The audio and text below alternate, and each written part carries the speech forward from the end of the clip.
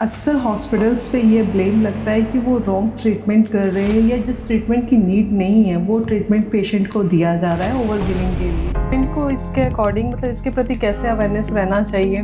पूछो, डॉक्टर से पूछो, ये आपका अधिकार है। हम कहते हैं ना, हमने काफ़ी टाइम जब हम लोग छोटे थे हम स्लोगन सुनते थे, जागो ग्राहक जागो। मैं जहाँ पर जा रहा हूँ भी कई बार ऐसा हम पिज़्ज़ा तो ऑर्डर कर देंगे 500 रुपीज़ का, डोमिनोज का पिज़्ज़ा ऑर्डर कर लेंगे, पिज़्ज़ा हट का ऑर्डर कर लेंगे, लेकिन जहाँ हम बात ट्रीटमेंट की करते हैं वहाँ हम खुद के साथ में हम शुरू करते हैं लो कॉस्ट। तो जब हम एडमिट कराते हैं किसी को भी हॉस्पिटल में तो हमारा इंश्योरेंस जब रहता है तो उस टाइम हमें क्या क्या चीज़ें मतलब हम अवॉइड कर देते हैं और क्या क्या चीज़ें हमें देखनी चाहिए? कोई भी डॉक्टर ये नहीं चाहेगा कि मेरा नाम खराब हो। तो रीज़न क्या है? मतलब दो तरह की दवाइयाँ सेम कंपनी निकाल रही है। आप देखोगे जब डॉक्टर जेनरिक मेडिसिन भी लिख रहा होता है, डॉक्टर सॉल्ट अगर लिख रहा होता है ना, तो पेशेंट को भी ऐसा लगता है पता नहीं ये डॉक्टर ही अच्छा नहीं है, जेनरिक दवाइयाँ लिखी है। हमें सब कुछ प्रीमियम चाहिए। हमें सब कुछ प्रीमियम चाहिए। सिटी किस लिए करा रहे हो आप? सिटी भी करा रहे हो, MRI भी करा रहे हो, अल्ट्रासाउंड भी करा रहे हो आप, इतने सारे ब्लड टेस्ट, रिलेटेड भी अनरिलेटेड भी। बिकॉज मैं इसको समझ पाई इसलिए क्योंकि I am in health care industry. Hare Krishna दोस्तों, स्वागत है आपका value of life by Pooja Khushhal podcast पे।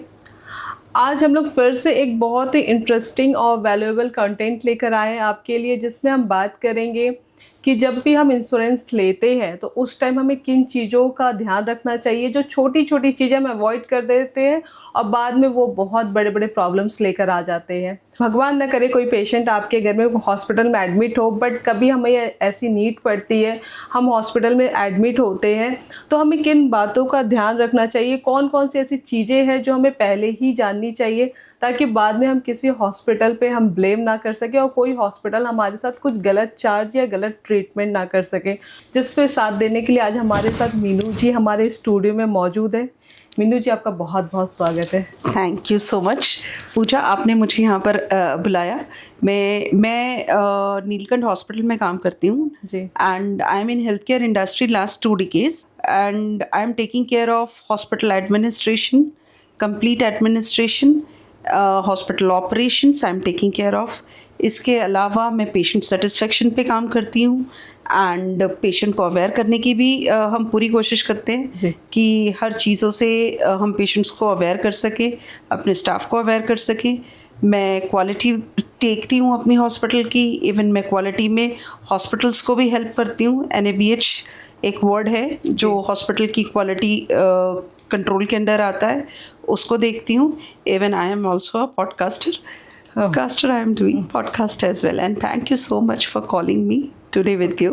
तो मीनू जी, अक्सर हॉस्पिटल्स पे ये ब्लेम लगता है कि वो रॉन्ग ट्रीटमेंट कर रहे हैं या जिस ट्रीटमेंट की नीड नहीं है वो ट्रीटमेंट पेशेंट को दिया जा रहा है ओवर बिलिंग के लिए, तो इसके बारे में आपका क्या कहना है?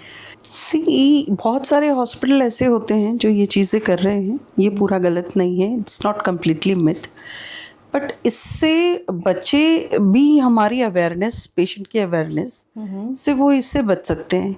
कई बार ऐसा होता है कि जो ट्रीटमेंट ज़रूरी नहीं है पेशेंट के लिए वो एडवांस ड्रग यूज़ करते हैं। जो मेडिसिन आपकी जो एंटीबायोटिक का ट्रीटमेंट है वो बेसिक लेवल से भी शुरू किया जा सकता है, जिसे हम एंटीबायोटिक स्टुअर्डशिप कहते हैं। वो ट्रीटमेंट को डॉक्टर फॉलो नहीं करते हैं, कई बार हायर बिलिंग होती है, तो ये चीज़ें होती हैं। बिल्कुल मिथ नहीं है ये कि हॉस्पिटल पेशेंट के अकॉर्डिंग ही करते हैं। कई बार कुछ हॉस्पिटल ऐसे हैं they are doing such practice. तो पेशेंट को इसके अकॉर्डिंग मतलब इसके प्रति कैसे अवेयरनेस रहना चाहिए? पेशेंट को इसके प्रति अवेयरनेस रहना चाहिए, अपने ट्रीटमेंट के बारे में सबसे में जानना चाहिए कि भैया मेरा जो ट्रीटमेंट आप मुझे दे रहे हो, मेरे अभी के वाइटल्स क्या हैं, मेरा ट्रीटमेंट आप क्या प्लान कर रहे हो। पेशेंट के पूरा अधिकार है, पूरे राइट्स हैं उसके जानने के लिए कि आप मुझे ये मेडिसिन इतनी अगर आपने प्रिस्क्राइब की है तो आप मुझे किस लाइन ऑफ ट्रीटमेंट दे रहे हो, क्या ड्रग्स आप मुझे प्रिस्क्राइब कर रहे हो। तो पेशेंट खुद ही रिकॉग्नाइज और रियलाइज़ कर सकता है कि मुझे ये प्रॉब्लम है या ये प्रॉब्लम नहीं है। नॉर्मली ऐसा होता है कि डॉक्टर ने जो प्रेस्क्राइब किया, हम भी मोस्टली यही कहते हैं, प्रिस्क्रिप्शन हमारे हाथ में होता है, हम जाके मेडिकल में देते हैं कि हमें ये मेडिसिन चाहिए और डॉक्टर के अकॉर्डिंग हम खाना स्टार्ट कर देते हैं। लेकिन क्वेश्चन ये है कि नॉर्मल इंसान कैसे ये पता करे कि ये मेडिसिन? नॉर्मल इंसान पता कर सकता है अपनी सजगता से। ओके, ठीक है। Nowadays we are in digital era, सारा कुछ ओपन है। सो आप पूछो, डॉक्टर से पूछो, ये आपका अधिकार है। हम कहते हैं ना, हमने काफ़ी टाइम जब हम लोग छोटे थे हम स्लोगन सुनते थे, जागो जागो ग्राहक जागो। Right, it is like a same thing कि आपको पूरा राइट है जानने का अपने ट्रीटमेंट के लिए कि भैया आप मुझे ये 5 अगर दवाइयाँ लिख रहे हो तो आपने ये 5 दवाइयाँ किस किस चीज़ के लिए लिखी हैं। एक आपने एंटीबायोटिक लिखी है तो भैया आप समझ सकते हो कि ठीक है चलो मुझे इन्फेक्शन है, मेरा CRP बढ़ा है, मुझे डॉक्टर ने बोला इन्फेक्शन है, तो आपने एक एंटीबायोटिक प्रिस्क्राइब की। एंटीबायोटिक के साथ में डॉक्टर ने एक मल्टीविटामिन लिखी, उसके साथ में डॉक्टर ने एक पेंटाप्रोजोल लिखी या जो भी एंटासिड लिखी। इसके अलावा आप देख रहे हो कि अगर आपको सर्दी खांसी बुखार है और इसके अलावा डॉक्टर आपको कोई प्रिस्क्राइब कुछ मेडिकेशन कर रहा है तो ये ऑल द राइट, जिसकी नीड नहीं है तो वो आपको पेशेंट अगर थोड़ा सा अवेयर रहे तो उसको समझ आ जाएगा कि मेरे को लाइन ऑफ ट्रीटमेंट क्या दिया जा रहा है। और फिर किसी भी डॉक्टर को अप्रोच करने के पहले हम एक पिज़्ज़ा भी ऑर्डर करते हैं तो हम क्या करते हैं, हम चेक करते हैं कि हम कहाँ से पिज़्ज़ा ऑर्डर करते हैं, इसके रिव्यूज़ कैसे हैं। जी, राइट। तो जब हम एक ट्रीटमेंट ले रहे हैं, हम अपनी बॉडी के साथ में एक्सपेरिमेंट कर रहे हैं, तो हमें भी उस डॉक्टर के बारे में फीडबैक लेना चाहिए कि डॉक्टर ये जो चेंबर कर रहा है ये इसके क्रेडेंशियल्स प्रॉपर है कि नहीं है। मैं जहाँ पर जा रहा हूँ भी कई बार ऐसा हम पिज़्ज़ा तो ऑर्डर कर देंगे 500 रुपीज़ का, डोमिनोज का पिज़्ज़ा ऑर्डर कर लेंगे, पिज़्ज़ा हट का ऑर्डर कर लेंगे, लेकिन जहाँ हम बात ट्रीटमेंट की करते हैं वहाँ हम खुद के साथ में हम शुरू करते हैं लो कॉस्ट कि भैया कौन से डॉक्टर की फ़ीस कितनी है, डॉक्टर फ़ीस कम, फ़ीस के साथ में ऐसा नहीं है कि फ़ीस ज़्यादा होगी तो क्वालिटी अच्छी होगी, फ़ीस कम होगी तो क्वालिटी ख़राब होगी। कॉस्ट कितना मैटर करता है, लाइक कि कई बार ऐसा होता है कि बड़े हॉस्पिटल्स जो बहुत नामी हॉस्पिटल्स है काफ़ी महंगा बिल वो मतलब ले रहे हैं अपने पेशेंट से, लेकिन कई बार उन पे भी ब्लेम लगता है कि उन्होंने ओवर ट्रीटमेंट दिया है जिनकी नीड नहीं थी। बिल्कुल सही बात है, ये डिपेंड करता है हॉस्पिटल, उसको ये कम्प्लीटली हॉस्पिटल एडमिन जो है वहाँ पर हॉस्पिटल रेगुलेटरी अथॉरिटीज़ जो हैं ये उनके ऊपर डिपेंड करता है। हॉस्पिटल को भी इसके लिए रेगुलर ऑडिट्स करनी चाहिए कि कहीं ऐसा कोई कुछ टीम मेंबर तो टीम में नहीं है जो शायद कई बार गलती से करते हैं ये चीज़ें। तो इसकी रिस्पॉन्सिबिलिटी एडमिन की होती है। इसकी रिस्पॉन्सिबिलिटी बिल्कुल एडमिन को लेनी चाहिए कि प्रिस्क्रिप्शंस के ऑडिट होने चाहिए।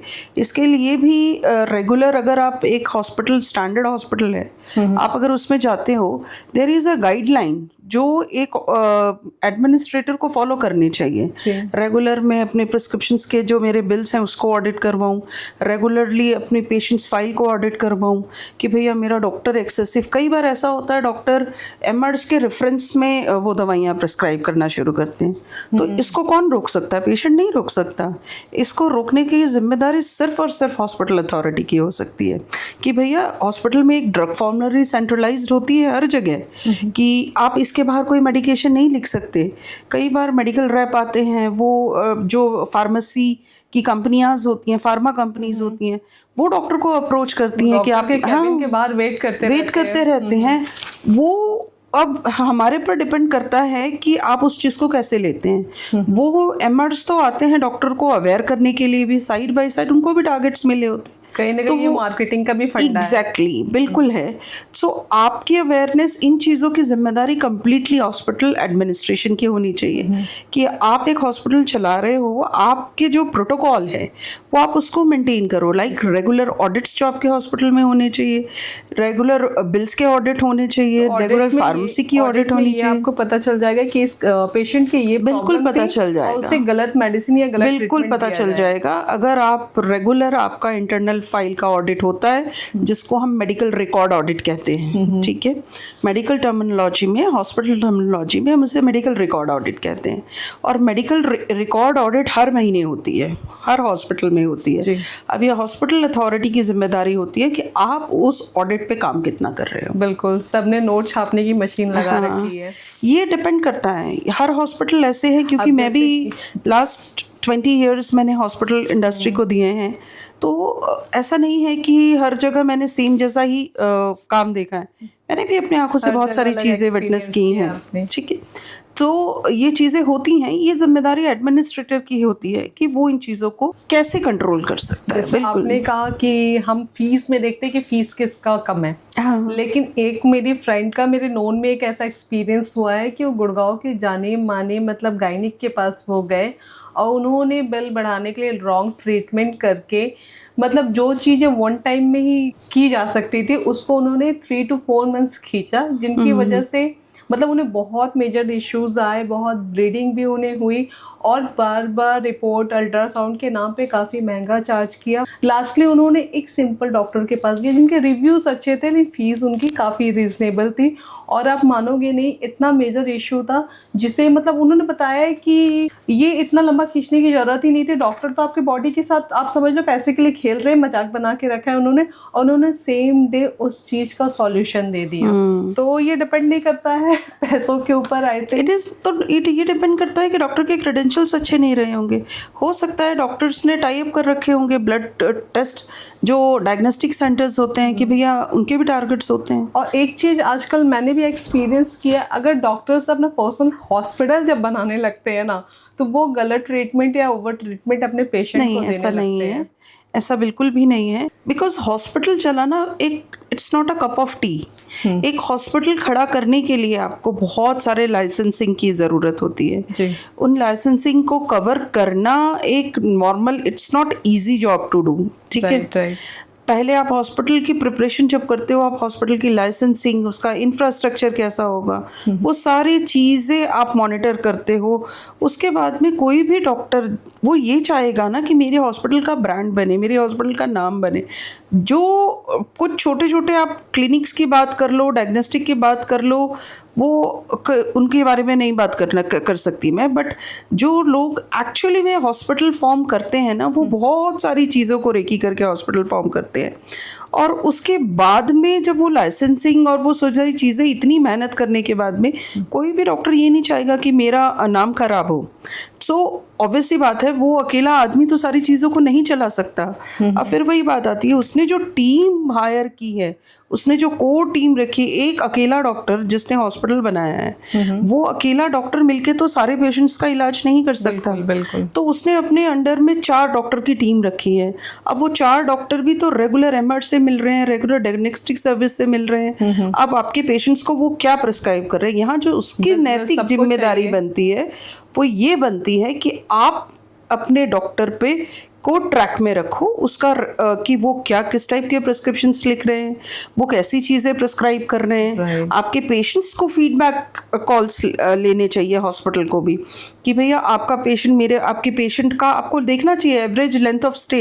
इसके भी कई सारे टर्म है कि अगर आप ये देख रहे हो कि आपका हॉस्पिटल का एक normal average length of stay है हॉस्पिटल में 2 से 3 दिन होना चाहिए।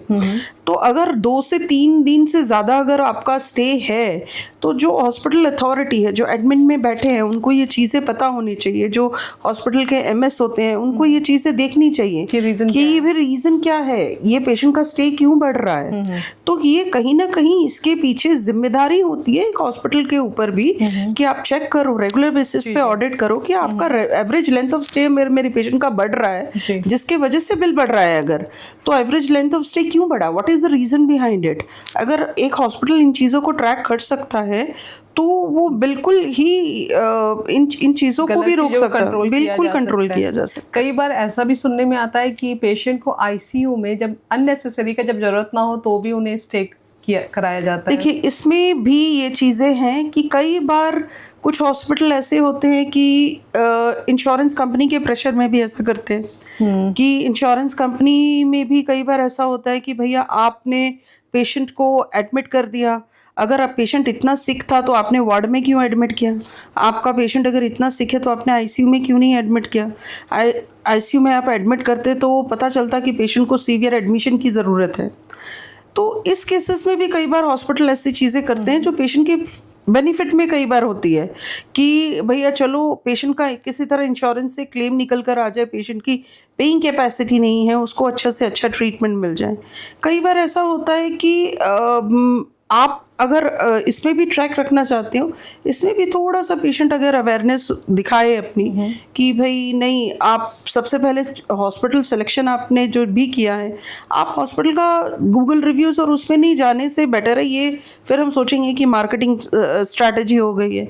आप माउथ ऑफ वर्ड पे बात करो कि भैया मेरे हॉस्पिटल, आपकी ये जो मैं हॉस्पिटल में ट्रीटमेंट लेने जा रहा हूँ, इसके क्या वर्ड ऑफ माउथ है, लोगों को क्या धारणा है इस हॉस्पिटल के लिए। प्रॉब्लम ये है ना मीनू जी कि लोग जाए तो जाए का, पेशेंट को लगता है मुझे बेस्ट से बेस्ट ट्रीटमेंट मिले, कुछ लोगों को लगता है मेरे पॉकेट फ्रेंडली ट्रीटमेंट मिले, लेकिन जब वो हॉस्पिटल में एडमिट होते हैं उनका इंश्योरेंस हो या ना हो तो एक सेकेंडरी मैटर है, लेकिन बिल बढ़ाने के लिए ऐसे कई मतलब रियल एग्जाम्पल्स हुए हैं कि लगता है कि अब तो मतलब उनको लगता है कि मेरा जो पेशेंट है वो बिल्कुल ठीक है, उनके फैमिली मेम्बर को लगता है, लेकिन फिर भी डॉक्टर कहते हैं नहीं आपको अपने रिस्क पे रखो, अभी 2-3 दिन और हमें आईसीयू में रखना होगा, और ऐसा करके वो बिल बढ़ाते हैं। ऐसे एलिगेशंस बहुत सारे एलिगेशंस नहीं है, इट्स नॉट एन एलिगेशन, कुछ हॉस्पिटल होते हैं ऐसा करते हैं, इसमें कोई इट्स नॉट अ वो थिंग। हाँ करते होंगे हॉस्पिटल, बट हर हॉस्पिटल ही ऐसा करता है ऐसा नहीं है। कुछ हॉस्पिटल ऐसे हैं जो रेवेन्यू बढ़ाने के लिए ऐसा करते होंगे। तो इसमें वहाँ पे कैसे इस बात को समझे कि पेशेंट को समझने के लिए सबसे पहले चाहिए कि वो खुद के ट्रीटमेंट के बारे में जाने, पेशेंट के जो रिलेटिव हैं वो अपने ट्रीटमेंट के बारे में जाने कि भैया मेरा ट्रीटमेंट चल क्या रहा है। मेरे पेशेंट को, आप अपने पेशेंट को देख के ये तो ज़रूर एनालाइज कर सकते हो कि इसको आईसीयू की ज़रूरत है या नहीं है। आप रेगुलर जब डॉक्टर 2 बार राउंड पे आ रहे हैं, डॉक्टर से मिलो, ये आपका राइट है कि आप डॉक्टर से मिलो, अपने ट्रीटमेंट की प्रोग्रेस रिपोर्ट पूछो, सेकेंड ओपिनियन के लिए भी जाओ अगर आपको ऐसा लग रहा है तो वो फॉर सेकेंड ओपिनियन। कि आपने अपनी लाइफ में दोनों टाइप के एक्सपीरियंस आपने किए, तो कोई ऐसा एक्सपीरियंस जहाँ ऐसा रॉन्ग बिलिंग हुआ हो या कुछ ऐसा रॉन्ग ट्रीटमेंट हुआ हो? रॉन्ग ट्रीटमेंट तो खैर नहीं कह सकते उसे, कई बार हॉस्पिटल्स भी जो वहाँ काम कर रहे हैं they are all are humans, ठीक है। सिस्टर्स भी जो काम कर रही हैं वो भी ह्यूमन है, उनसे भी ह्यूमन एरर्स हो सकते हैं, बट एक ऐसी मंशा कि आप जानबूझ के पेशेंट के साथ कुछ गलत करो, खैर भगवान की कृपा से ये एक्सपीरियंस मुझे अभी तक नहीं हुआ है। बट हाँ, बिलिंग को लेकर के कई बार ऐसी चीज़ें होती हैं। कुछ जाइंट हॉस्पिटल ऐसे होते हैं जो डॉक्टर्स को भी टारगेट देते हैं, ठीक है, कि ये आपका टारगेट है, ये आपको फुलफिल करना है। अभी एक वीडियो सोशल मीडिया पे काफ़ी वायरल हो रही थी जिसमें डॉक्टर ने कहा कि हमें कहा जा रहा है कि इतने पेशेंट आईसीयू में, इतने सीसीयू में रोज़ एडमिट होने चाहिए, तो मुझे नहीं समझ में आ रहा है कि मैं डॉक्टर हूँ या सेल्स का बंदा हूँ। हो सकता है जाइंट हॉस्पिटल ऐसा करते हैं। इसमें अब डिपेंड करता है कि मैं अगर डॉक्टर हूँ मैं क्या चूज़ करना चाहता हूँ, मेरे लिए मुझे वो करना है या मुझे वो नहीं करना है। क्योंकि कहते हैं ना कि डॉक्टर को इंसान भगवान का रूप मानता है, अब वो गलत ट्रीटमेंट दे दो तो भी लोग एक्सेप्ट कर रहे हैं। नहीं, गलत ट्रीटमेंट अगर डॉक्टर दे रहा है आपको तो सही में ऐसे डॉक्टर्स को तो आई थिंक जनता के हवाले ही कर देना चाहिए। बिल्कुल। अभी मतलब मैंने किसी से कहा कि इस मैटर पे मेरा पॉडकास्ट होने जा रहा है, तो उसने अपना रियल एक्सपीरियंस शेयर करा मुझसे कि वो उस लड़की की मैंने डीपी देखी, वो बहुत अच्छी दिख रही है, बहुत गुड लुकिंग, और फिर उसने अपनी रियल इमेज मुझे भेजी कि मैम आप मेरी ये फोटो देखो। तो मैं शॉक्ड हो गई कि हुआ क्या था आपके साथ। तो मुझे सिर्फ पेट में दर्द थी, दिल्ली के किसी हॉस्पिटल में, मैं नेम नहीं लूँगी हॉस्पिटल का, तो वो दिल्ली के किसी हॉस्पिटल में एडमिट हुई।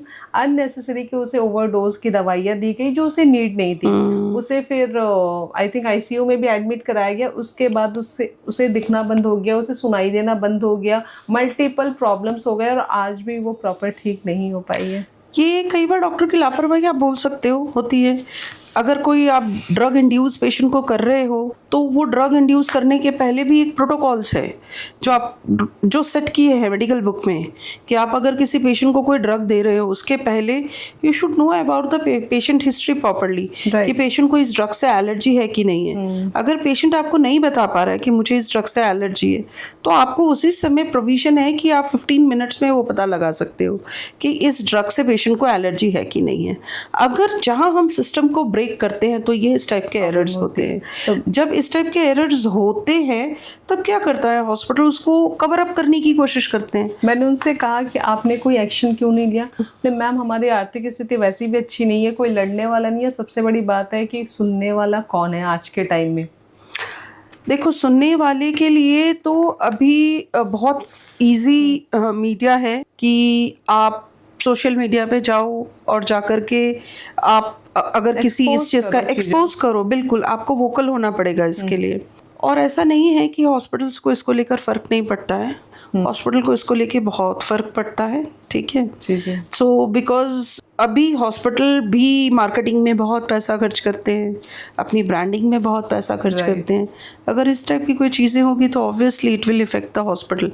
और if you are a patient, अगर आपके साथ ऐसा कुछ गलत हुआ है तो आपको वोकल होके यू हैव टू आस्क कि मेरे साथ ऐसा क्यों हुआ। कई बार देखो ऐसा भी होता है कि आप हॉस्पिटल चला रहे हो, बहुत अच्छी बात है, आपने डॉक्टर्स के बोर्ड्स में तो बहुत बड़े बड़े नाम आपके लिखे हैं, बट आपके जगह पे ड्यूटी कौन कर रहा है वो देखो, उनके क्रेडेंशियल्स नहीं प्रॉपर हैं। हो सकता है कि वो डॉक्टर उसके लिए डॉक्टर की क्रेडेंशियल ही ठीक नहीं है। आपने जो स्टाफ लिए हैं वो स्टाफ आपने कम सैलरीज पे रखे हैं, तो आपको क्वालिटी कहाँ से मिलेगी। अब कॉस्ट कटल वो हॉस्पिटल किस ढंग से कर रहा है, ये तो उस हॉस्पिटल अथॉरिटी को देखना चाहिए। तो ये कहीं ना कहीं एक तरह से चोरी हुई, आप कह सकते हो इसको, कि अगर जो डिसिप्लिन ऑफ डॉक्टर की ज़रूरत आपके अस्पताल को है, अगर आपने उस हिसाब से उस स्टैंडर्ड के डॉक्टर नहीं रखे हैं, तो ये चेक करना हॉस्पिटल अथॉरिटी का ही काम है, क्योंकि बाहर से जो पेशेंट परेशान होकर आएगा उसे नहीं पता है, बिल्कुल, बट हॉस्पिटल अथॉरिटी को पता है। आजकल हॉस्पिटल और डॉक्टर्स की टीम को भी कहा जाने लगा है कि ये चोरों की टीम है, चोरों का हॉस्पिटल है। देखिए, कहने के लिए तो बहुत कुछ कहा जा सकता है, बट कोविड ने हमें ये बहुत अच्छे से बताया है कि एक डॉक्टर की वैल्यू क्या है, एक नर्स की वैल्यू क्या है। डॉक्टर भी बहुत सारी चीज़ों से जाता है। जो डॉक्टर बेचारा सिंपली बैठ के ट्रीटमेंट करता है, मैंने खुद फेस किया है, यहाँ गुड़गांव में ऐसी चीज़ें देखी हैं कि लोग आते हैं, हॉस्पिटल की प्रॉपर्टी को डैमेज करके चले जाते हैं। तो आप ऐसी चीज़ें नहीं होनी चाहिए, ऐसी चीज़ें नहीं करनी चाहिए, बिकॉज आप पहले जानो कि आप हॉस्पिटल में एक डॉक्टर बैठा है, उसकी अपनी डिग्निटी है, नर्सेस बैठी हैं, उनकी अपनी डिग्निटी है। अगर आपको लग रहा है कि आपके एरिया में ये हॉस्पिटल ठीक नहीं है, तो आप इस पे एक्शन लो, बिल्कुल लो, लेकिन लीगल एक्शन वे में जाकर। हॉस्पिटल को तोड़ फाड़ करना, हॉस्पिटल में नर्सेस को मारपीट करना, डॉक्टर्स को मारपीट करना, दिस इज़ वेरी रॉन्ग। अगर आपके पास में कोई एविडेंस है जिससे आप ये प्रूफ कर सकते हो कि hospital is not running in a good way, तो इसके भी बहुत सारे प्रोविजन हैं। ये मार पिटाई, दंगा, हॉस्पिटल की प्रॉपर्टी को नुकसान पहुंचाना, दंगा तो किसी तरीके से ये सही नहीं है।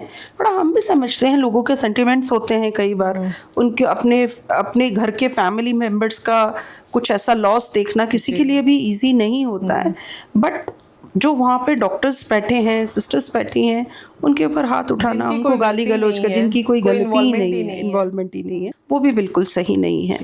सो ये दोनों ही पर्सपेक्टिव है, एक सिक्के के दो पहलू है ये, ठीक है। अच्छी चीज़ भी है और बुरे लोग भी हैं। सो आप पेशेंट्स को अगर मैं पेशेंट की बात करूँ तो हमें डिसाइड करना है कि मुझे क्या चाहिए। तो कई बार ऐसा भी होता है कि छोटे हॉस्पिटल्स में सेम सर्जरी का 50,000 to 1 लाख चार्ज करते हैं और बड़े हॉस्पिटल में 5 to 6 लाख भी चले जाते हैं।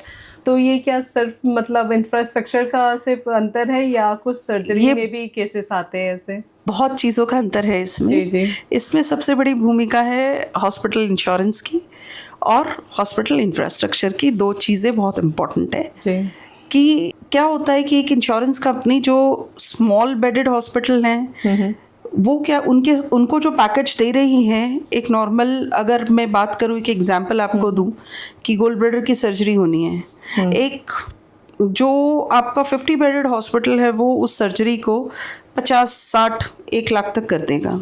बट आप यही सर्जरी अगर बड़े हॉस्पिटल में जाकर करवाते हो तो वो इसके लिए आपको more than double of charge करते हैं। क्यों? क्योंकि पेशेंट क्या सोचते हैं कि मेरे पास तो इंश्योरेंस है, मेरे 5 लाख का इंश्योरेंस है जी, तो आपके 5 लाख का इंश्योरेंस है, वो इंश्योरेंस जब आप छोटे हॉस्पिटल में आ रहे हो, आपके उस इंश्योरेंस से 1 लाख रुपया एग्जॉस्ट हुआ, ठीक है। बट आप उसी इंश्योरेंस को लेकर अगर आप बड़े हॉस्पिटल में गए हो तो पता चलेगा कि 2 दिन में आपका वो पूरा का पूरा इंश्योरेंस ख़त्म हो गया। उसके पीछे फिर हम क्या समझते हैं, हम हॉस्पिटल जिम्मेदार है, ऐसा नहीं है।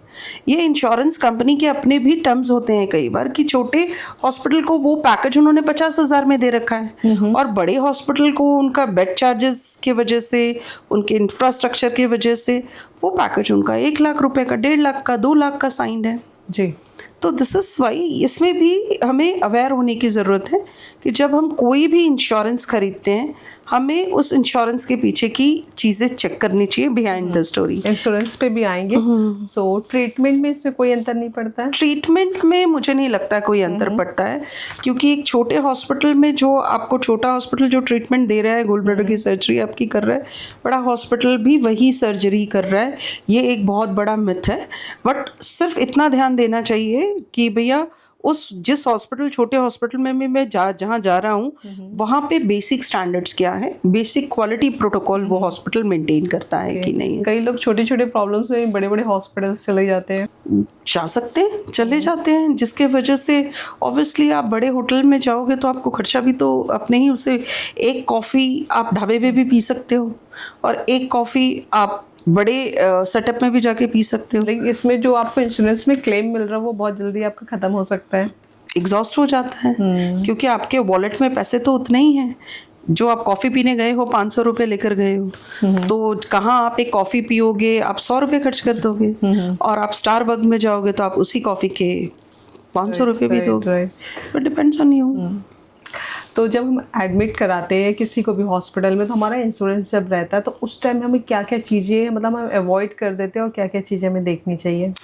जब हम इंश्योरेंस में अपने पेशेंट को एडमिट कराते हैं, सबसे पहले तो ये चीज़ें शुरू होती है जब हम इंश्योरेंस लेते हैं। ठीक है। क्योंकि इंश्योरेंस जब आप लेते हो, एजेंट का काम है उसका टारगेट पूरा करना, ठीक है। तो वो बहुत सारी चीज़ें आपको उस समय नहीं बताता। This is reality. अच्छी अच्छी चीज़ें सिर्फ आपको बताएगा, अच्छी चीज़ें बताते हैं।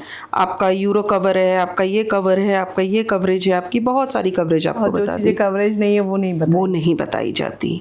तो जब आप इंश्योरेंस परचेज करते हो तो उसमें आपको चेक करना होता है कि एक टर्म होता है को पेमेंट, कि भैया मेरी को पेमेंट कितनी आएगी जो मैं पॉलिसी ले रहा हूँ, जिसको हम निगलेक्ट करते हैं जब हम इंश्योरेंस लेते हैं। को पेमेंट ये होता है कि आपका जितना भी हॉस्पिटल का बिल होएगा उसका 10% या 15%, कई बार 5% भी होता है, जो पेशेंट को अपने पॉकेट से बियर करना होता है। ये इंश्योरेंस कंपनी नहीं बताती, कई बार जो एजेंट होते हैं वो नहीं बताते। और हमें लगता है कि हमने 5 लाख का इंश्योरेंस ले रखा है तो हमारा पूरा कवर होगा। अगर 5 लाख के इंश्योरेंस पे आपने अगर 1 लाख का बिल आपके हॉस्पिटल में हुआ तो 10,000 आपको अपने पॉकेट से देने हैं। और ये चीज़ें पेशेंट को पता नहीं होती एडमिशन से पहले, कि जब आप इंश्योरेंस ले रहे हो, एक बार जब आपने इंश्योरेंस परचेज कर लिया तो आप उसमें फंस गए हो। आपको उसको पूरा, मतलब ये चीज़ों को चेक करके इंश्योरेंस लेनी चाहिए हमेशा, कि मेरी को पेमेंट कितनी आएगी, मेरा कवरेज का कितना है, मेरे को कितने का रूम अलॉट होएगा, इसके अलावा कोई मेरा जो यूरो का कवरेज है वो कितना होगा। कई बार इसमें एक वर्ड और है, कैपिंग होती है कि आप अगर कोई ट्रीटमेंट ले रहे हो, सपोज यूरो की आपने कोई ट्रीटमेंट लेना है तो उसमें उन्होंने बोला हाँ यूरो भी कवर होगा, सब कवर होगा, सब कवर होगा, सब कवर होगा। बट जब आप हॉस्पिटल में गए, आपने देखा आपकी यूरो की कोई सर्जरी प्लान होनी है, आपको किडनी स्टोन हो गया है, हॉस्पिटल को भी ये नहीं पता चलता उस समय। आपको उन्होंने एडमिट कर दिया, आपका प्री अप्रूवल भेजा। जब आपका प्री अप्रूवल भेजा तो इंश्योरेंस कंपनी से लिख के आ गया कि भैया इनकी तो 20,000 की कवरेज है। बाकी का जो रेस्ट अमाउंट है वो 50,000, 60,000 वो पेशेंट को अपने पॉकेट से बियर करना पड़ेगा। क्यों? क्योंकि आपके उस ट्रीटमेंट की कैपिंग है।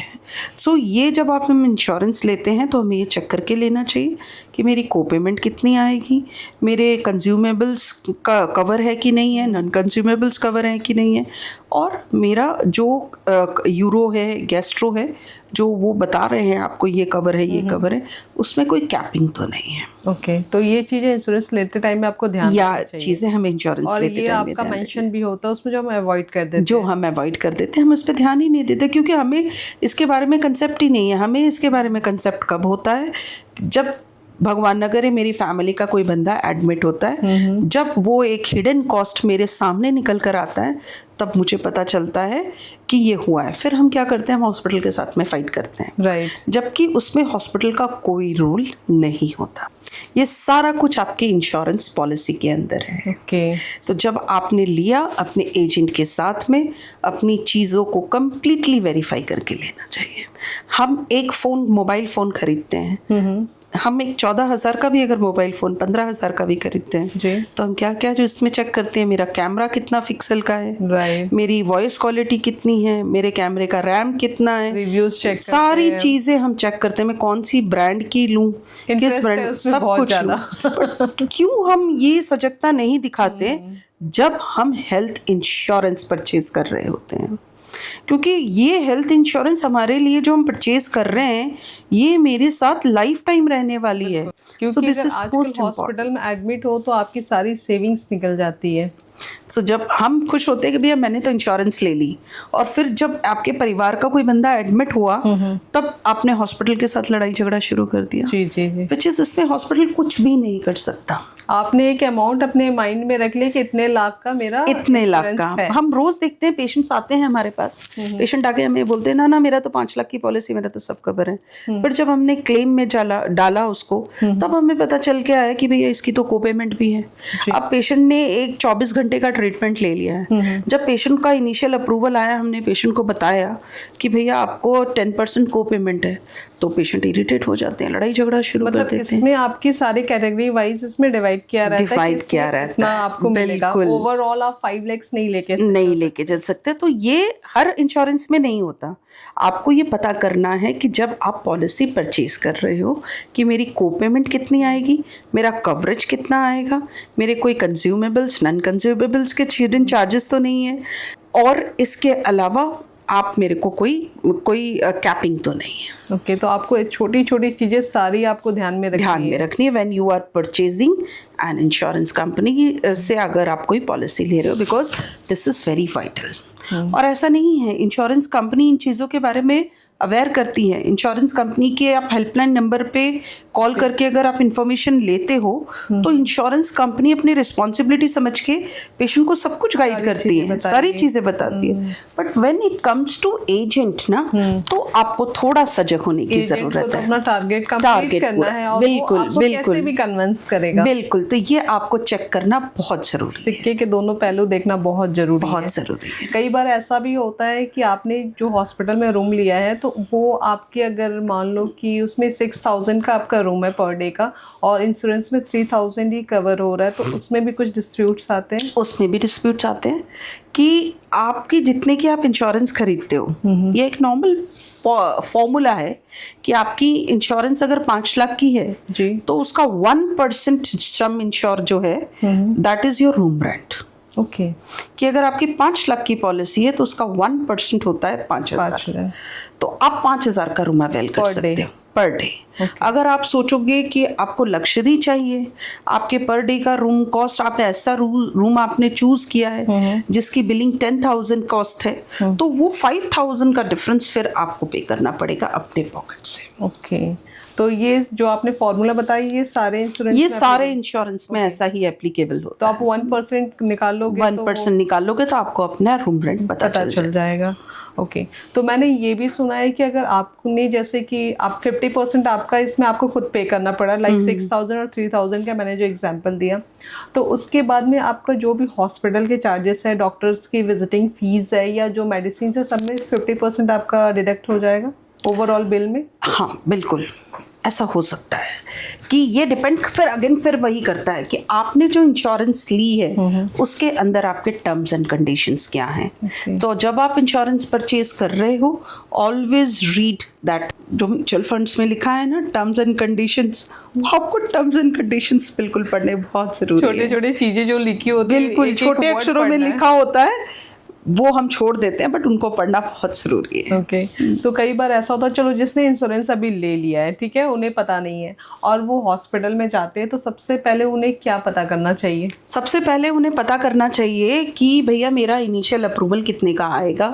अगर मैं किसी स्पेसिफिक सर्जरी के लिए जाने वाला हूँ, आप प्री ऑथराइजेशन के लिए प्लान करो। Do not go and gate admit into the hospital. Always ask your hospital authority, your TPA department कि भैया आप मेरा प्री ऑथराइजेशन डालिए। जैसे ही हॉस्पिटल प्री ऑथराइजेशन रेज करेगा, इंश्योरेंस कंपनी आपको सामने से बताएगी कि आपने इतने का बजट भेजा है, इस पेशेंट की पॉलिसी में इतने पैसे कवर होंगे, इतने पैसे पॉकेट से पेशेंट को देने पड़ेंगे। तो उसके अकॉर्डिंग आप चूज कर सकते हो, उसके अकॉर्डिंग आप प्लान करके आ सकते हो कि भाई मैं कितना पैसा मुझे और हॉस्पिटल में भरना पड़ेगा। जी जी जी। क्योंकि कई बार ऐसा होता है ना कि लोगों को लगता है कि सारा तो इंश्योरेंस से ही पे होगा, तो आप मेंटली उस चीज के लिए प्रिपेयर नहीं हो। एग्जैक्टली। सबसे ज्यादा प्रॉब्लम पेशेंट्स जो हम आए दिन सुनते हैं कि हॉस्पिटल में ये हो गया, हॉस्पिटल में ये हो गया, अगर आप इसको प्रॉपर वे में ऑडिट करवाओगे ना, तो प्रॉब्लम अवेयरनेस की है।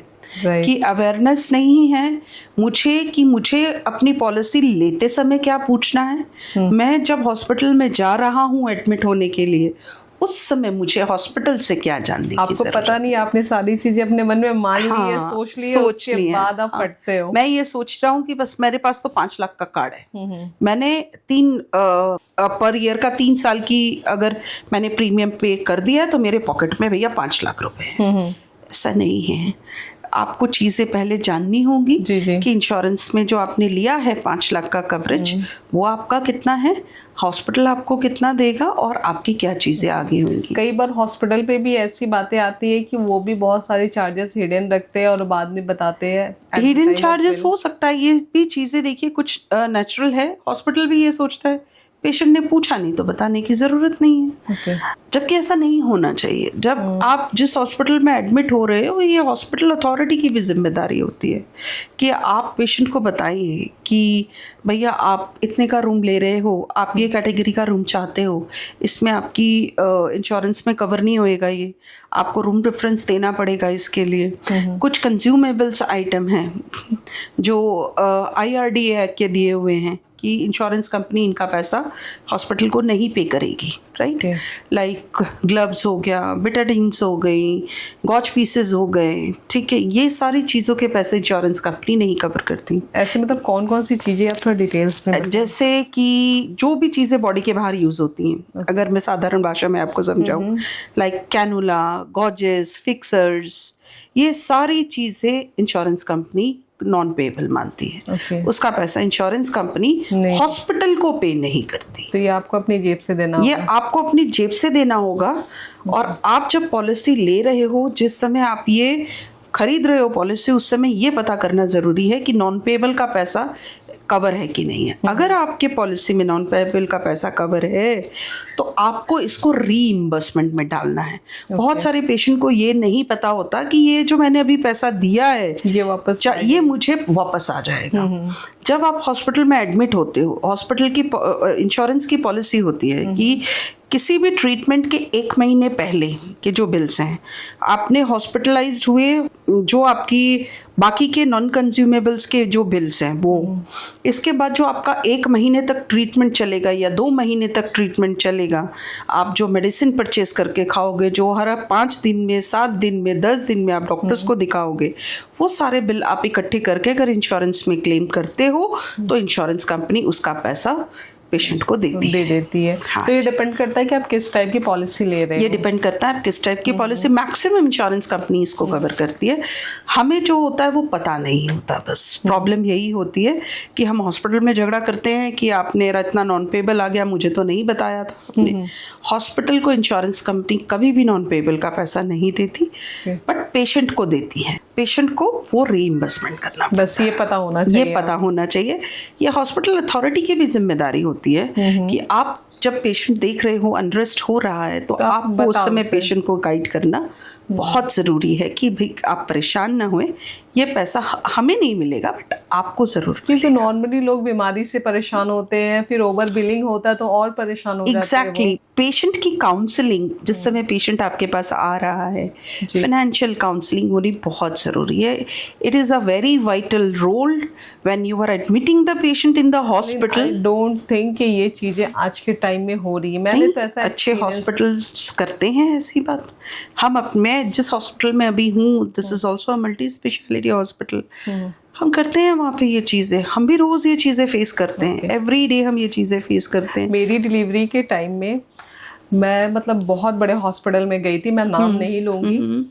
तो आप ये कह लो कि मैटरनिटी में नंबर 1 हॉस्पिटल में गई थी, बट मेरी प्री बुकिंग नहीं थी वहाँ पे, इसलिए मुझे तुरंत कहा गया कि 25 के एक्स्ट्रा आपको चार्ज करना होगा क्योंकि आपकी प्री बुकिंग नहीं है.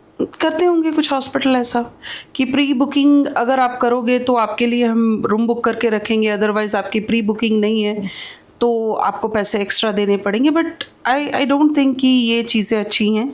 ये लास्ट टाइम में मेरे हस्बैंड का थोड़ा सा माइंड चेंज हो गया, बोले नहीं इसमें ही हम लोग चलते हैं. तो उस टाइम में क्या इन्होंने मुझे बताया नहीं, अदरवाइज शायद मैं अलाउ नहीं करती.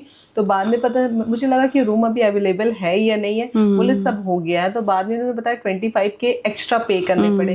तो मुझे लगा कि इनके पास अवेलेबल था तब इन्होंने हमें अलॉट किया, बट 25 के एक्स्ट्रा मुझे तो उस केस में एक चीज़ और भी हो सकती है कि जो आपको पैकेज दिया गया था, जो रूम आपको मिलना चाहिए था उससे उन्होंने हायर कैटेगरी का रूम आपको दिया हो. ये भी हो सकता है जिसके अलग से आपको चार्जेस पे करने पड़े क्योंकि उस समय वो रूम अवेलेबल नहीं है.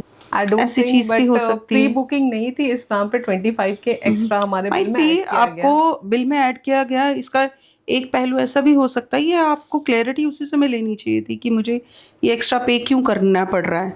कि आप मेरा रूम रिवाइज कर रहे हो आप, या फिर मैंने सिर्फ एक्स्ट्रा बुकिंग नहीं की उसके लिए आप सेम रूम पे मुझे चार्ज कर रहे हो. एक्चुअली वही बात है कि मैं उस टाइम में इस कंडीशन में नहीं थी कि बात करूं. एक्चुअली में यही होता है. पेशेंट उस समय, पेशेंट फैमिली, पेशेंट रिलेटिव उस समय वो उस कंडीशन में होते नहीं है. लगता है भाई पेशेंट की देख रेख करो, अभी इन चक्रों में कौन पड़े. तो ये नैतिक राइट्स है पेशेंट के जानने के, और हॉस्पिटल की रिस्पॉन्सिबिलिटी है कि ये चीज़ें पेशेंट को ये गलत चार्ज किया गया अगर आपको नहीं बताया गया है तो.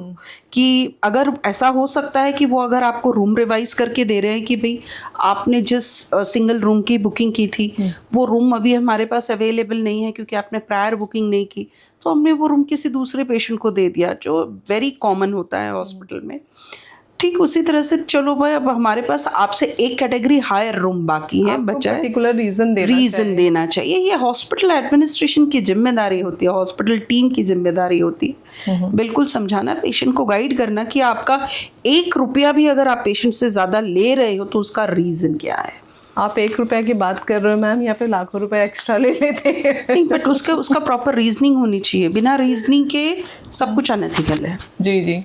आजकल पैकेज भी हॉस्पिटल्स अलग अलग प्रोवाइड करते हैं अपने पेशेंट को, और लोग कहते हैं कि पैकेज के नाम पे आजकल हॉस्पिटल वालों ने लूट मचा रखी है. तो ये क्या है?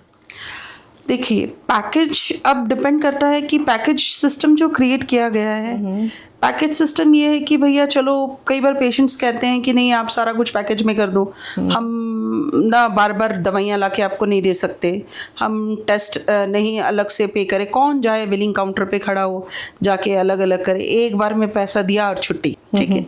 तो जब आप पैकेज भी अवेल कर रहे हो उसका भी एस्टिमेट होता है, तो आप हॉस्पिटल अथॉरिटी से मांग सकते हो कि आपने मुझे ये जो 65 का पैकेज दिया है, I M okay with it, कोई प्रॉब्लम नहीं है. आप मुझे इसका एक बता दीजिए कि इसमें इस पैकेज में आप मुझे क्या क्या चीज़ें दे रहे हो, what will be my room cost. ठीक है. आप नर्सेस के क्या चार्ज कर रहे हो, आप आरएमओ के आपके कितने चार्जेस हैं, आपके जो ओटी प्रोसीजर आप करने वाले हो उसका क्या चार्जेस है, आपका एनेस्थीसिया का क्या चार्जेस है, आपका मेरा स्टे अकॉर्डिंगली है तो उसके क्या चार्जेस है, आप सर्जन के क्या चार्ज रख रहे हो, ये, और आप मेडिसिन पे कितना खर्च करने वाले हो. तो सब चीज़ का एक नंबर हॉस्पिटल के पास होता है. रेदर की कोई सिचुएशन, किसी कॉम्प्लिकेशन कोई हो गई, आपको मेडिसिन की कॉस्ट एक्स्ट्रा पड़ गई, दैट इज़ कम्प्लीटली डिफरेंट। और वो भी कोई हॉस्पिटल अपने पॉकेट से नहीं देता, वो पेशेंट से ही लिया जाता है। This is truth. कोई भी हॉस्पिटल अपने पॉकेट से नहीं देता। आप जो चीज़ें बता रहे हैं ना, मुझे लगता है कि हर पेशेंट या उनके फैमिली अवेयर हो जाए तो शायद हॉस्पिटल वाले गलत चार्ज करना बंद कर दे। बिल्कुल सही, अवेयरनेस बहुत जरूरी। क्योंकि कई बार ऐसा होता है, मेरे रिलेटिव में भी एडमिट होते हैं, उन लोग सुबह एडमिट किए, अच्छा खासा पेमेंट करके, डिपॉजिट करके, फिर नेक्स्ट डे कहते हैं कि 1 लाख का बिल बन गया। फिर बस 2-3 दिन में वो लाखों में बिल जा रहे, 3 लाख 4 लाख के बिल बन रहे। वो अपने सर पकड़ रहे कि इतना ज्यादा बिल किस चीज का बन रहा है। लेकिन उनमें भी शायद इतनी अवेयरनेस नहीं थी, इवन मुझ में भी नहीं थी कि मैं बोलूँ कि आप उनसे एक एक चीजें पूछो कि किस चीज का इतना चार्ज कर रहे हैं। और आप पूछोगे तो हॉस्पिटल को बताना है। हॉस्पिटल अथॉरिटी शुड से, मुझे तो ये एक थोड़ा सा पेशेंट को पूछना क्यों पड़े, ये हमारी जिम्मेदारी होनी चाहिए। राइट। कि हम पेशेंट को बताएं कि आपसे हमने जो ये एक्स्ट्रा पैसा लिया है, ये रीजन है इसका। इवन कई बार ऐसा भी होता है ना कि इतनी महंगी दवाई है वो पेशेंट को देते जो एडमिट रहते हैं हॉस्पिटल में, कि शायद फैमिली उतना बेयर भी नहीं कर पाती है, और उनके पास इंश्योरेंस भी नहीं होता, कोई ऑप्शन भी नहीं होता है कहीं और ले जाने का, और वो महंगे ट्रीटमेंट्स करते हैं। वो कहते हैं इतनी महंगी दवाई है, किस चीज़ के ये दे रहे हैं। तो ऐसा भी होता है कि उस दवाई कम कॉस्टिंग में भी इलाज पॉसिबल हो सकता है। देखिए, कम कॉस्टिंग में इलाज पॉसिबल बिल्कुल हो सकता है। अगर कैश पेशेंट है तो आप रिफ्यूज़ कर सकते हो कि मुझे आपकी फार्मेसी से दवाइयाँ नहीं लेनी, आप वो दवाइयाँ बाहर से ले आओ। हॉस्पिटल आपको कभी भी फोर्स नहीं कर सकता कि आपको मेरी ही फार्मेसी से दवाई लेनी। तो हॉस्पिटल की फार्मेसी से आप लेते हो तो उसके एक्स्ट्रा चार्ज, हॉस्पिटल की फार्मेसी की से जो आप दवाई ले रहे हो, अगर आपको ऐसा लग रहा है कि मेरे को हॉस्पिटल एक्स्ट्रा चार्ज कर रहा है, तो आप बाहर की फार्मेसी से भी मेडिसिन लाकर हॉस्पिटल को दोगे। तो कोई भी हॉस्पिटल लीगली आपको मना नहीं कर सकता कि आपने मेरी फार्मेसी से दवाई परचेज नहीं की है तो मैं ये आपको दवाई नहीं लगाऊंगा। देखो, एक ड्रग जो है, ब्रांड्स की आप ड्रग लेते हो तो ऑब्वियसली उसकी कॉस्टिंग ज़्यादा होती है। जो हॉस्पिटल फार्मेसी में हो सकता है वही वाली ब्रांड की वो रखते हैं जिसके MRP आई होता है। जैसे हमने कॉफ़ी की बात करी, हाँ ठीक उसी तरह से। एक अगर मैं बात करूँ, एक मेरियोपेनम इंजेक्शन है जो बहुत एक हायर एंटीबायोटिक्स है जो ऐसे समय में दिया जाता है, that is we called life saving drug. ठीक, तो अगर वो आपको दी जा रही है, वो आपको अलग अलग MRP में अवेलेबल मिलेगी। ओके, ठीक है, तो उसकी एक डिफरेंसेस रहते क्या हैं? बहुत सारे डिफरेंसेस रहते हैं। एक आपको 2000 में भी मिल जाएगी, एक आपको 1500 में भी मिल जाएगी, एक की कॉस्ट वही मेरियोपेनम की आप 2500 भी दे रहे हो। ओके, और रिजल्ट सबके सेम है? रिजल्ट सबके सेम होते हैं। तो ये आपको जानना पड़ेगा कि भाई अगर मुझे ऐसा लग रहा है कि if this medicine is costing, सबसे पहले आप जब डॉक्टर आपको मेडिकेशन लिख रहा है ना, वो जब आप फार्मेसी में परचेज करने जा रहे हो कि भैया ये मेडिसिन इंजेक्शन महंगी है, तो कोई बात नहीं, एक go for a second option कि आप एक बाहर फार्मेसी में पता कर लो कि उसकी कॉस्टिंग कितनी है। अगर जो दवाई की कॉस्टिंग, कुछ ऐसे मेडिकेशन है, जैसे मैं बात एल्बुमिन की अगर करूँ, एक ऐसे मेडिकेशन है उसकी कॉस्टिंग हर जगह प्राइस आपको सेम इसी रेंज में मिलेगा, 8 से 10 हज़ार रुपए। ठीक है, तो ठीक है, वो दवाई बाहर भी कोई ऑप्शन नहीं है, that is also life saving, आपको देना होगा। ये शायद डॉक्टर्स को भी बताना चाहिए कि अगर आपकी फाइनेंशियल कंडीशन ठीक नहीं है तो ये मेडिसिन आपको बाहर या दूसरे ब्रांड की आपको कम में अवेलेबल हो जाएगी, तो आप वो ले लो। ये हॉस्पिटल में अगर कोई डॉक्टर पे रोल पे है, वो कैसे पेशेंट को बताएगा? Then he will be not loyal to that hospital, right? तो नहीं बता सकता। इसमें हमारी थोड़ी सी अवेयरनेस से हम इन चीज़ों से बच सकते हैं। एक्चुअली ना पेशेंट डर भी जाते हैं कि भाई मैंने अगर खुद से अपना कुछ एक्सपेरिमेंट करा, वो हमारा डर है, वो सच नहीं है। अगर हॉस्पिटल में रहते हुए पेशेंट को कोई नुकसान हो रहा है तो hospital is answerable for this, right? तो इसमें ये बात आ जाती है ना कि फिर आपने हमारी मेडिसिन नहीं लेके आपने खुद बाहर फार्मेसी से लाई। अगर फार्मेसी से लाई तो आप मुझे दिखा दो कि मैंने तो सेम ब्रांड की दवाई खरीदी है, रजिस्टर फार्मेसी से खरीदी है मैंने दवाई, तो रजिस्टर फार्मेसी से खरीदी है, उस जहाँ से मैंने खरीदी है वो भी रजिस्टर होगी, उसके पास में भी ड्रग लाइसेंस है। अगर उसके पास में भी ड्रग लाइसेंस है तो आपकी दवाई अच्छी और वो दवाई बुरी कैसे हो सकती है? राइट, लाइसेंस तो है उनके पास भी। सो ये चीज़ें हैं। और अभी तो देखा जाए लोगों में एक गलत धारणा है कि डॉक्टर ने मेडिसिन लिखी, बहुत अच्छी बात है, डॉक्टर ने मेडिसिन लिखी, ये बिल्कुल मिथ है कि आप जेनरिक मेडिसिन अच्छे अच्छे ब्रांड की, सिप्ला टाइप के ब्रांड की भी जेनरिक मेडिसिन चलती हैं। उसकी जैसे ब्रांड की मेडिसिन चलती हैं, ठीक उसी तरह से उसकी भी जेनरिक मेडिसिन है। ये आप अपनी अवेयरनेस से खरीद सकते हो कि सेम ब्रांड की कंपनी, जैसे मैंने आपको नाम किया कि Cipla, that is a branded company जी। तो आप उस ब्रांडेड ब्रांड में भी आपको 2 चीज़ें अवेलेबल मिलती हैं अभी, कि आप जेनरिक के लिए जाना चाहते हो या फिर आप प्रीमियम में जाना चाहते हो। और ये बिल्कुल नहीं बोल, दोनों का सेम, रिजल्ट दोनों का सेम। ओके, तो रीजन क्या है? मतलब 2 तरह की दवाइयाँ सेम कंपनी निकाल रही है।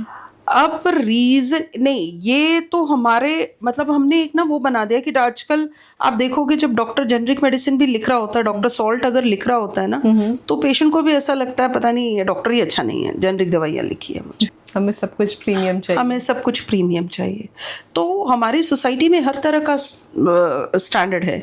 कुछ ऐसे हैं जो प्रीमियम चाहिए, जिनके लिए अगर डॉक्टर ने जेनरिक दवाई लिख दी है तो वो डॉक्टर अच्छा अगर सस्ती दवाई है मतलब ये झोला छाप डॉक्टर है, जेनरिक दवाइयाँ लिख के दे रहा है, इसका मतलब ये डॉक्टर अच्छा नहीं है। 2 तरह की मेंटालिटी है, 2 तरह की मेंटालिटी है। तो इससे हम बच सकते हैं, हमारी अवेयरनेस ही हमें इससे बचा सकती है। बिल्कुल। एक तो मतलब आजकल बहुत लोग इस चीज़ से रिलेवेंट भी करेंगे कि लोगों को लगता है जो डिलीवरी होती है वो नॉर्मल हो सकती थी, लेकिन डॉक्टर ने जानबूझकर सिजेरियन डिलीवरी की बिलिंग कॉस्ट बढ़ाने के लिए। देखिए ये फिर अगेन वही बात होगी, डिपेंड करता है चीज़ों के ऊपर कि बहुत सारे हॉस्पिटल ऐसे हैं जो ऐसा करते होंगे, इसमें कोई डाउट नहीं है जी। कि एक normal delivery is a process. जब हम एंशिएंट टाइम में भी आपके यहाँ पे नॉर्मल डिलीवरीज, हमारे को पता चलता था कि लेडीज़ घर में डिलीवरीज होती हैं, आयाज होती थी, जो मेरी मदर बताती है उस समय भी ऐसे डिलीवरीज का सिस्टम था। खैर हम तो एक हॉस्पिटल में पैदा हुए हैं तो हमें इन चीज़ों का, we hadn't gone through that process. तो अब एक ऐसा हो गया डॉक्टर को उस प्रोसेस में कई घंटे लगते हैं जी, उस प्रोसेस में कई घंटे लगते हैं, तो डॉक्टर को पेशेंस चाहिए, बहुत पेशेंस चाहिए डॉक्टर को भी उसके लिए। दोनों चीज़ें हैं, आज के पेशेंट्स में भी उतना पेशेंस नहीं है कि भैया मैं उसका पेन झेल सकूं।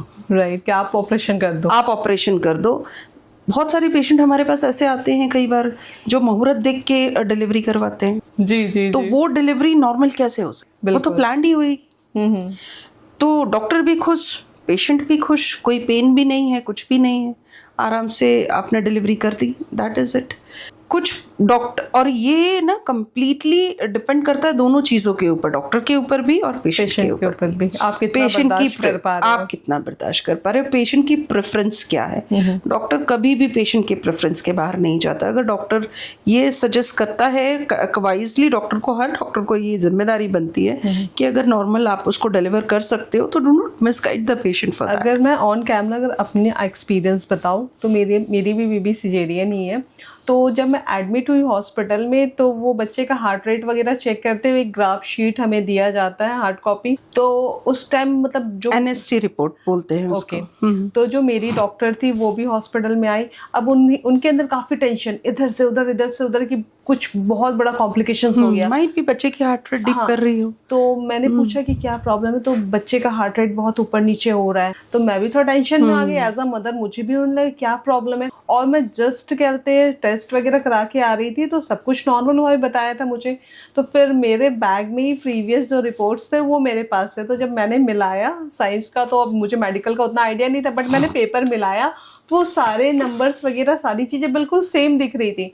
तो उस टाइम डॉक्टर अवेलेबल नहीं थे। मैंने नर्स को कहा कि उस टाइम तो डॉक्टर ने कहा था कि सब कुछ ओके है, नॉर्मल है, अभी सेम रिपोर्ट में डॉक्टर कैसे कह रहे हैं कि हार्ट रेट ऊपर नीचे हो रहा है। कोई आंसर नहीं मिला मुझे, मैम कोई आंसर नहीं, कोई कुछ नहीं, सब इधर से उधर जा रहे। उसके बाद सुबह मेरा मतलब ऑपरेशन के लिए बोल दिए। तो मैंने हस्बैंड को कहा यार ऐसे से गलत कर रहे हैं। तो इन्होंने कहा कि देखो अब तुम ज़्यादा दिमाग मत लगाओ, मैं रिस्क नहीं ले सकता तुम्हारे बच्चे के साथ, अब जैसा बोल कोई भी नहीं चाहेगा। तो ये चीज़ें हैं जो गलत हो रही है। ये चीज़ें गलत और सही नहीं है, ये दोनों साइडेड चीज़ें हैं। कुछ डॉक्टर्स ऐसा हैं कि वो वेट नहीं कर सकते, उनमें इतना पेशेंस नहीं है, वो नॉर्मल डिलीवरी के लिए 2 घंटे 4 घंटे 6 घंटे पूरी रात वेट करना पड़ता है, एफर्ट लगाना पड़ता है काफ़ी। Exactly, they have to wait for 6-7 hours for this process. तो क्या करते हैं भैया, it is very easy way to say कि भैया हम तो सिजेरियन कोई करेंगे कॉम्प्लिकेशंस बता दो। और caesarean, this is very common. तो इस पे कमेंट करना मुझे नहीं लगता है I am right person to comment on it, because doctors जो होते हैं बहुत हम रिगार्ड्स की नज़रों से उनको देखते जी, जी। हैं। बट कुछ डॉक्टर्स ऐसे भी हैं जो बहुत मेहनत करते हैं पेशेंट्स के पीछे। वो समझते हैं कि मेरे पेशेंट्स को अगर नॉर्मल डिलीवरी चाहिए, तो हमने देखा है, मैंने अपने हॉस्पिटल में एक्सपीरियंस किया, डॉक्टर पूरी पूरी रात बैठ के नॉर्मल डिलीवरी। सारे डॉक्टर्स वैसे नहीं होते, बट दोनों चीजें हो रही हैं। दोनों चीज़ें होती हैं कि पहली बात कि मेरी इच्छा क्या है, मैं क्या चाहती हूँ, मैं वो पेन झेलने के लिए रेडी हूँ, तो I will request my doctor कि नहीं भैया I will go for normal. अगर कोई कॉम्प्लिकेशंस हैं जिसके वजह से आप मेरा सिजेरियन करना चाहते हो, तो it should be pre informed. आप मुझे प्री इन्फॉर्म करिए। If I want I can check and I can go for second opinion as well. कोई बुराई नहीं है सेकेंड ओपिनियन लेने अगर मैं बताऊँ, मेरी कज़न मतलब गांव में है, तो डॉक्टर ने उससे पहले कह दिया था कि बहुत कॉम्प्लिकेशंस आएंगे, तो आपको कंटिन्यूस बच्चे के साथ रहना है या नहीं आप बता दो, क्योंकि वो मतलब अबॉर्शन के लिए उसे सजेस्ट कर रहे थे। लेकिन उसने कहा जो भी होगा फिर मैं देखूंगी, लेकिन मैं अबॉर्शन नहीं कराऊंगी। तो कंटिन्यू मतलब वो उसकी पूरी 9 मंथ्स की जर्नी कंप्लीट हुई, और डिलीवरी के टाइम में बहुत प्रॉब्लम हुई, उसे बहुत प्रॉब्लम हुई, और फिर भी उसकी डिलीवरी नॉर्मल हुई। तो ये बहुत बड़ी बात है कि हमें तो लगता नहीं कि हमें सब कुछ नॉर्मल लगता है, फिर भी डॉक्टर ऑपरेशन कर दे रहे, तो डॉक्टर्स की टीम पे भी डिपेंड करता है। डॉक्टर की टीम पे भी डिपेंड करता है। कई बार इफ मैं रिस्क लेने को रेडी हूँ, if I know my body well कि मैं इसको कर सकती हूँ, मैं इसको ले सकती हूँ, तो कई बार डॉक्टर भी चीज़ों से डर जाता है कि डॉक्टर कि कुछ तो ऐसी अबनॉर्मलिटी डॉक्टर ने देखी होगी कि डॉक्टर को ऐसा लग रहा है कि ये बेबी डिलीवर नहीं नॉर्मल कर सकता, तो तब उसने अगर सिजेरियन लिखा है, तो मुझे लगता है कई बार पेशेंट को उसको रिस्पेक्ट करना चाहिए, उस कारण को जानना चाहिए पहले कि मेरे डॉक्टर ने बोला है नॉर्मल नहीं हो सकता, तो उसके पीछे का रीज़न क्या है। आप उस रीज़न को समझिए, समझ के आप एक सेकेंड ओपिनियन लीजिए कि भैया क्या सही है जो मेरे डॉक्टर बता रहे हैं, लेना बहुत ज़रूरी कि मुझे ये जो एडवाइस कर रहे हैं सिजेरियन के लिए, वो मुझे जाना चाहिए या सही में ये कॉम्प्लिकेशंस मुझे है या नहीं है। अगर आपको सही में कॉम्प्लिकेशंस है, तो मुझे नहीं लगता इसका विरोध करना चाहिए। कई बार डॉक्टर भी डर जाते हैं कि भैया अगर कुछ किंतु परंतु नॉर्मल डिलीवरी में हो गई तो 2 लाइफ, सिर्फ बात नहीं, 2 लाइफ, और उसके साथ डॉक्टर का नाम खराब, हॉस्पिटल का नाम खराब, सारी चीज़ें ये होती हैं। तो लाइफ बचाना इज़ इम्पॉर्टेंट दैट टाइम। कई बार डॉक्टर्स को जो डिसीजंस लेने हैं, मैंने कई बार अपने हॉस्पिटल्स में ऐसे केसेस भी देखे हैं, डॉक्टर नॉर्मल डिलीवरी के लिए ट्राई कर रहा है, डॉक्टर को ऐसा लग रहा है बेबी आउट हो जाएगा, पेशेंट ओटी के अंदर में है, बट फिर डॉक्टर को नॉर्मल करते करते डॉक्टर को ऑपरेट करना पड़ गया। ओके, कि डॉक्टर को लग रहा है बच्चा आउट नहीं हो पा रहा, बच्चा कहीं फंस जाएगा। प्रॉब्लम ये होती है ना, आजकल ट्रस्ट इश्यू काफ़ी आ गए। लोगों का एक माइंडसेट हो गया कि डॉक्टर जानबूझकर इंटेंशनली ऑपरेशन कर रहे हैं, तो एक माइंडसेट हो गया कि जब वो कह भी रहे हैं कि अभी ऑपरेशन की नीड है और रियल में ऑपरेशन की नीड है, तो उस टाइम में जो हमारे बड़े बुजुर्ग हैं वो एक्सेप्ट नहीं करते कि नहीं नॉर्मल हो जाएगा। तो ऐसे भी केसेस हुए कि डॉक्टर की बात ना मानने की वजह से बिल्कुल बिल्कुल हुई है बच्चों को प्रॉब्लम। बच्चे का नर्सरी स्टे बढ़ जाता है, देखा जाता है बच्चे को वेंटी पे डालना पड़ा। आप नॉर्मल डिलीवरी के लिए ट्राई कर रहे हो, आपके बच्चे की हार्ट रेट डिप कर रही है, आपको एनएसटी करके डॉक्टर बता रहा है कि आपके बच्चे की हार्ट रेट डिप कर रही है, आपको अभी सिजेरियन की ज़रूरत है, बट आप क्या कर रहे हो, आप लेबर पेन का वेट कर रहे हो।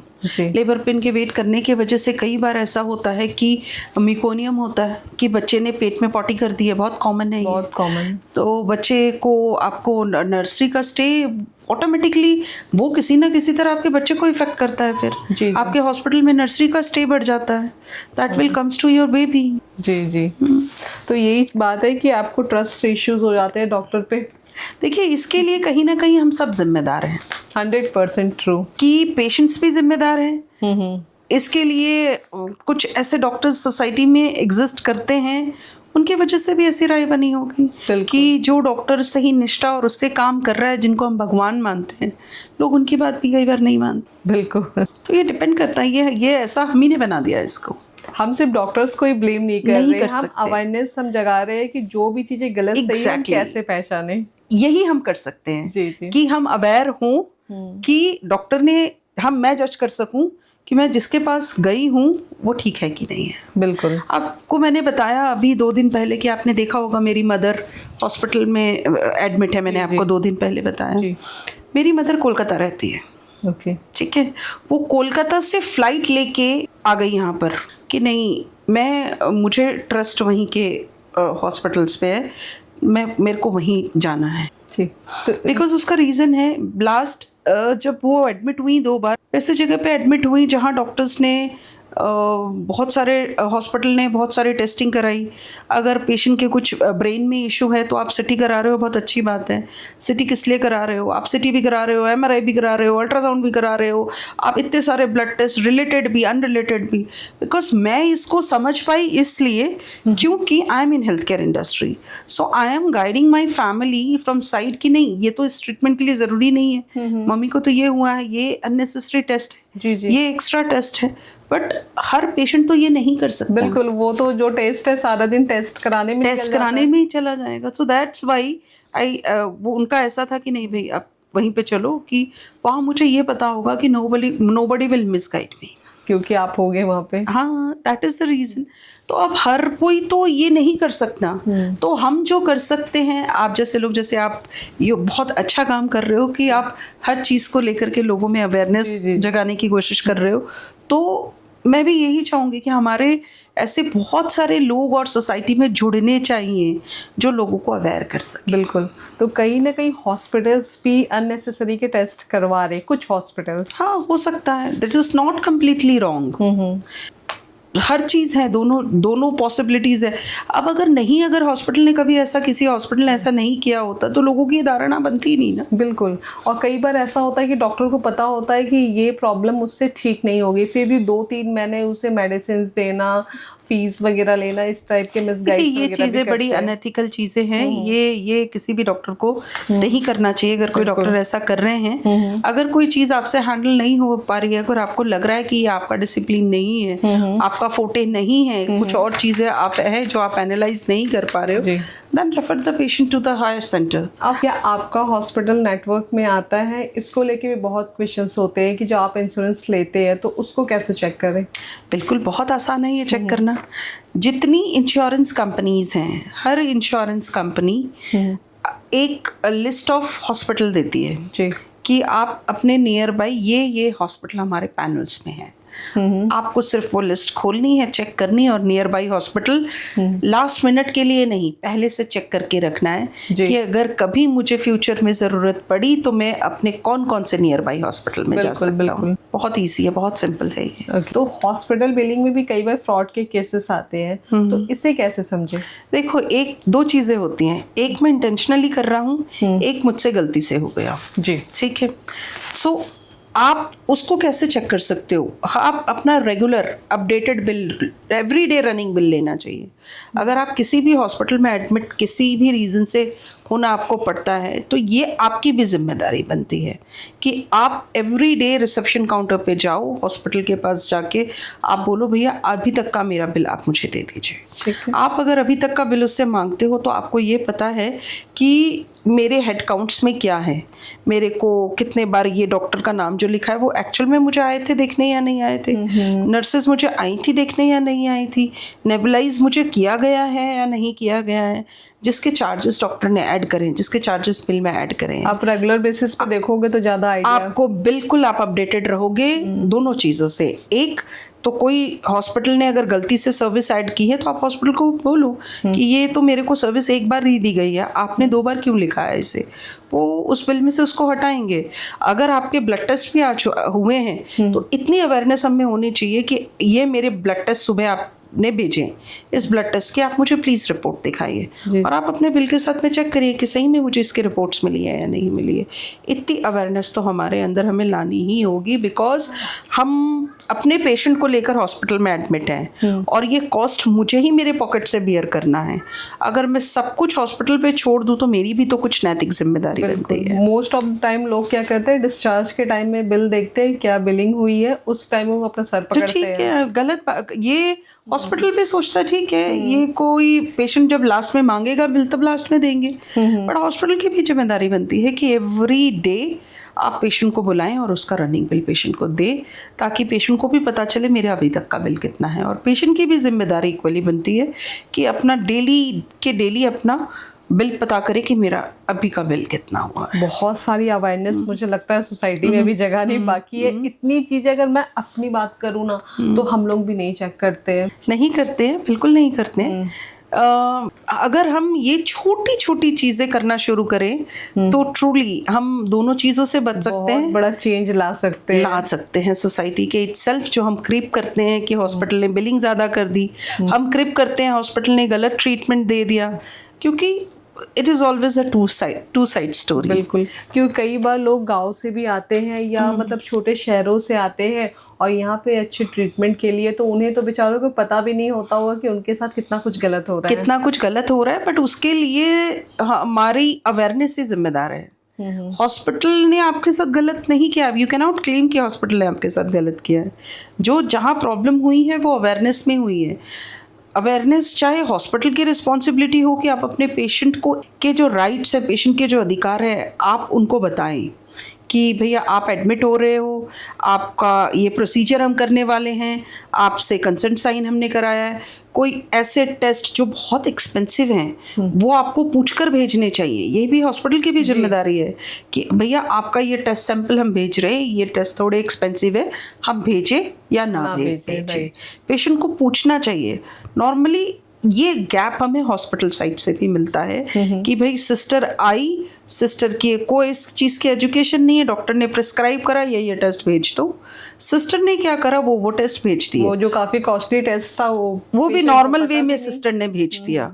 फिर जब पेशेंट को बिल आया तो पेशेंट को पता चला मेरा ये टेस्ट क्यों हुआ था। पेशेंट को कैसे पता चलेगा उस टेस्ट के बारे में? जी। तो जब आप कंसेंट लेते हो, जब हमारी ये एक साइकोलॉजी है ब्रेन की कि जब हम किसी चीज़ पे साइन करते हैं ना तो हम अलर्ट होते हैं कि हमने इस पे साइन करा है जी, तो मैं एक बार इसको देख लूं, मैं एक बार इसको पढ़ लूं, बिल्कुल, कि भाई मैंने किस चीज़ पे साइन करा है जी। तो ये हॉस्पिटल की भी जिम्मेदारी होती है कि आप कोई अगर एक्सपेंसिव टेस्ट पेशेंट के भेज रहे हो तो take a proper consent of it. मुझे लगता है कि दोनों साइड के लोग प्रॉपर अपनी जिम्मेदारी समझने लगे, अपनी रेस्पॉन्सिबिलिटी लेने लगे, तो ये चीजें बहुत मिनिमाइज की जा सकती है। एक हॉस्पिटल अपने आप को, अपनी टीम को अगर अच्छे से एजुकेट करे और पेशेंट को एजुकेट अगर करे तो ये चीजें जो हम आए दिन न्यूज़पेपर में सुनते हैं, मेरे साथ तो फ्रॉड हो गया, मेरे साथ तो फ्रॉड हो गया, इन चीज़ों से बच सकता है। हॉस्पिटल भी बच सकता है, पेशेंट भी बच सकता है। साइड बाय साइड अगर पेशेंट भी ये सोचे कि अगर मैंने इंश्योरेंस लिया है, मैं ट्रीटमेंट के लिए जा रहा हूँ, मैं अपना पैसा खर्च कर रहा हूँ, मेरा मेंटल पीस जा रहा है, मेरा फाइनेंशियल पीस जा रहा है, तो मैं एक बार तो पूछूं क्यों, आप क्यों चार्ज कर रहे हो मुझे? क्यों है ना, ये पूछना बहुत जरूरी है। मुझे भी लगता है कि आज जो भी व्यूअर्स इस वीडियो को देखेंगे या हमारे जो लिसनर्स है वो इस वीडियो को सुनेंगे तो काफ़ी सारी आज के बाद तो अवेयर हो ही जाएंगे। मैं तो अभी से अवेयर हो गई हूँ और मैं अपने रिलेटिव्स, फ्रेंड्स, फैमिली सबको अवेयर करूँगी इस बारे में ज़रूर कि इस वीडियो को देखो और सीखो और समझो कि हमसे भी चूक होती है। हॉस्पिटल अकेला रेस्पॉन्सिबल नहीं है। और अगर आप हॉस्पिटल से क्वेश्चंस करना शुरू कर दोगे इन छोटी छोटी चीज़ों पे, जो कुछ एक हॉस्पिटल्स रॉन्ग कर रही है वो भी अलर्ट हो जाएगी, अब मेरी बैंड बज सकती है तो मैं कुछ गलत ना करूं। सो वही कहते हैं, जागो ग्राहक जागो। बिल्कुल, दैट इज इट। और अगर आप कोई भी इंश्योरेंस ले रहे हैं तो प्लीज़ मैम ने जो चीज़ें बताई आप उन चीज़ों को फॉलो करो। बाद में खुद को परेशानी में डालने से अच्छा है कि आप पहले ही से अलर्ट रहो। हम कभी भी नहीं चाहते कि आपको इन चीज़ों की कभी नीड पड़े, लेकिन कभी भी परेशानियां बता कर नहीं आती तो आप प्रिपेयर रहो इसके लिए। और चीज़ों को लेके काफ़ी अलर्ट होना बहुत ज़्यादा ज़रूरी है, क्योंकि ब्लेम करना मीनू जी बहुत ईजी है, लेकिन कहीं ना कहीं चूक तो हमसे ही होती है बिकॉज हम अपनी चीज़ों की जिम्मेदारी नहीं लेते। हम या तो हॉस्पिटल पे बिल फाड़ते हैं या इंश्योरेंस कंपनी। व्यूअर्स, आपको आज की ये वीडियो कैसी लगी हमें ज़रूर बताएं और इसके प्रति हमेशा अवेयर रहे। हंसते रहिए, मुस्कुराते रहिए, खुश रहिए, अपने आसपास का माहौल भी खुशनुमा रखिए, अपना ध्यान रखिए। जय हिंद।